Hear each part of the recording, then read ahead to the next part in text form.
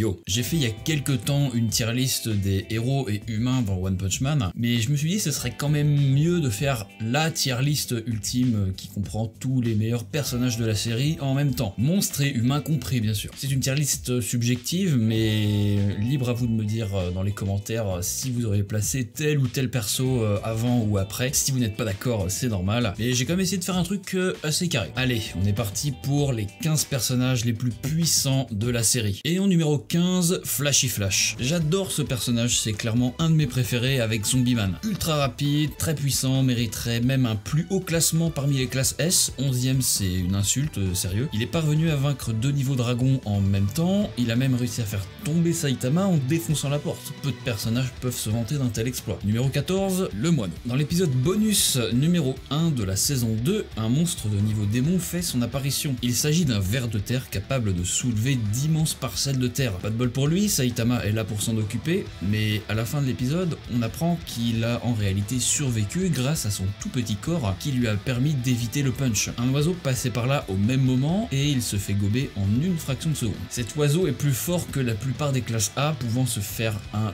niveau démon à lui tout seul. Numéro 13, le train. Toujours dans les épisodes bonus, cette fois-ci le numéro 5 de la saison 1, un terroriste a installé une bombe dans un train et a saboté sa boîte de vitesse. Si on s'arrête quelques secondes sur le dialogue de Genos, il dit littéralement « on dirait qu'il a retiré les limites du moteur ». Saitama est le seul personnage connu à avoir complètement retiré son limiteur. Le fait qu'un train ne possède plus de limites non plus indique à quel point il peut poser problème. Genos a été incapable de l'arrêter. Tatsumaki s'en est occupé car le train n'a pas eu suffisamment de temps pour évoluer et gagner en puissance. Il ne peut donc pas aller plus haut dans ce classement. Numéro 12, toujours dans le thème du limiteur, on a notre cher ami Lunette, ou Binocle, je sais plus, qui après avoir commencé à s'entraîner comme Saitama, a vu sa force augmenter. Il a même réussi à frapper Garou au visage, mais jusqu'où sa force ira-t-elle? Et puis, il a sacrément amoché Fureur Ugly lors de l'arc de l'association des monstres. On se demande bien qui est le monstre dans tout ça. Numéro 11, Bones.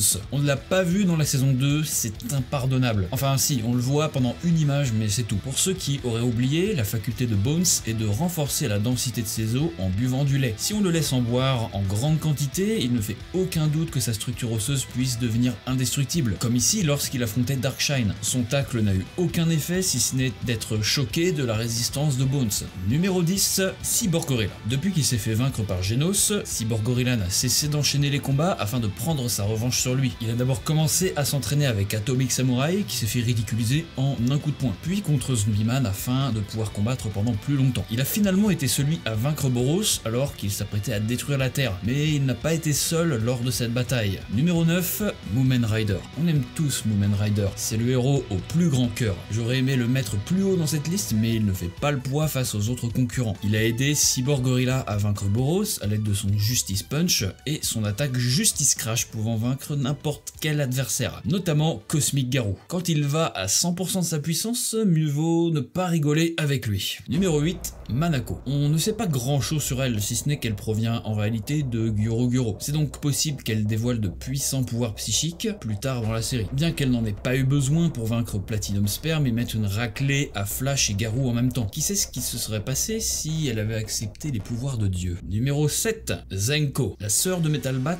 est bien plus forte que son grand frère. Sans elle, Garou n'aurait pas évolué autant car Metal Bat l'aurait tué sur le coup. Ça ne l'a pas empêché de coucher son frère en une seule claque. Et a même stoppé Garou en lui en mettant une dans le coin de la tête avant de lui donner une bonne leçon en lui tirant les cheveux. Peut-être qu'elle est un peu haute dans ce classement, mais c'est mérité. Numéro 6, Hot Dog. C'est un monstre présent dans un chapitre bonus et il menace les humains de les tuer à coups d'overdose de sel et de ketchup. Pour le coup, c'est l'une des plus grandes menaces. Ses exploits sont très nombreux d'ailleurs, laissez-moi en citer quelques-uns. Il a lui aussi vaincu Flashy Flash, Garou et Platinum Sperm en même temps. Ça s'est passé juste après Manako. Il a infligé des dégâts à Saitama. Il a détruit Orochi à l'aide de son pistolet à ketchup, ou encore est apparu dans la vision de Fubuki. Est-ce qu'il s'agit de la prophétie de Shibabawa? Est-ce que c'est le sombre futur qui détruira la Terre? Malheureusement non, car numéro 5, le cadre blindé. Il a été été l'adversaire de Hot Dog. Son combat a été tellement épique que Blast a dû intervenir afin d'empêcher la Terre d'être détruite. Non mais regardez-moi ce massacre à sens unique. Si le cadre blindé est capable de vaincre une telle menace qu'est le Hot Dog, alors ça ne fait aucun doute qu'il fait partie du haut de ce classement. Il cache bien son jeu le papy. Numéro 4, Carniplante, aussi appelé Gros Ribas. Là les gars, on va rentrer dans du très lourd, car tout simplement il s'agit du monstre le plus puissant de la série. Il est le meilleur guerrier de Boros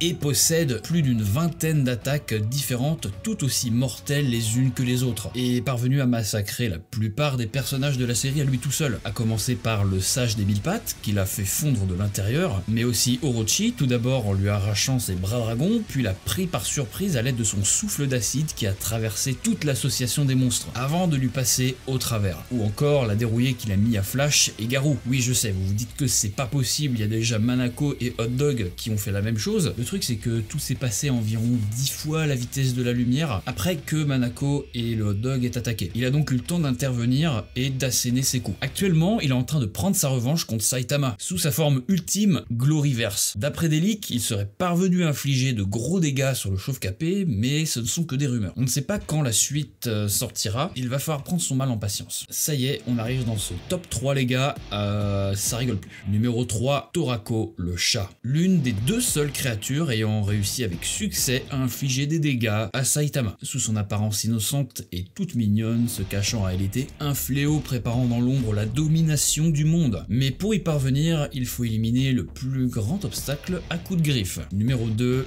le moustique. On ne le présente plus. Au sommet du power scaling depuis des années, le moustique est le seul être vivant à avoir esquivé toutes les attaques de Saitama et à ressortir complètement indemne d'un affrontement direct avec lui. On le voit pas dans l'anime, mais dans le manga, Saitama se gratte la tête lorsqu'il regarde les news sur l'invasion de moustiques. Ça confirme bel et bien que le moustique est capable de transpercer la peau de Saitama, autrement dit, le blesser. Et pour terminer, le meilleur pour la fin, numéro 1, King. Attendez quoi? Il existe quelque chose ou quelqu'un d'encore plus fort que le moustique? Oh que oui, et de très loin. Je veux bien sûr parler de l'homme le plus fort du monde, King. Il est venu à bout d'une multitude de monstres, notamment Vaximan et le géant Marugori au début de la série, ce qui lui a valu une place en classe S. Mais ce n'est pas tout, il possède une attaque capable de tout éradiquer sur son passage. Tout d'abord il se power up à l'aide de son mode Super Sparking, puis relâche toute son énergie dans son ultime atout, le canon de l'ultime vague déferlante explosive du feu de l'enfer. Il l'a utilisé contre Platinum Sperm et l'eau minérale naturelle déviant afin de les vaincre instantanément. Mais ce n'est pas tout, d'après les rumeurs, l'arrivée de King sur Terre aurait été prophétisée depuis la nuit des temps. Il a aussi jeté dans un trou noir une bombe pouvant détruire le système solaire. Il est remonté dans le temps pour détruire une nuée de météorites afin d'empêcher l'humanité d'être rayée de la carte, ou encore le fait de s'être servi de la lune comme punching ball. Bref, ses prouesses sont sans égal. Ah, et c'est le seul à avoir vaincu Saitama plusieurs centaines de fois d'affilée. Au jeu vidéo certes, mais quand même. Et voilà, j'espère que cette tier list vous aura plu, surtout n'hésitez pas à vous... Quoi? Qu'est-ce qui se passe? Attendez quoi? Oh! Oh! Oh! Oh!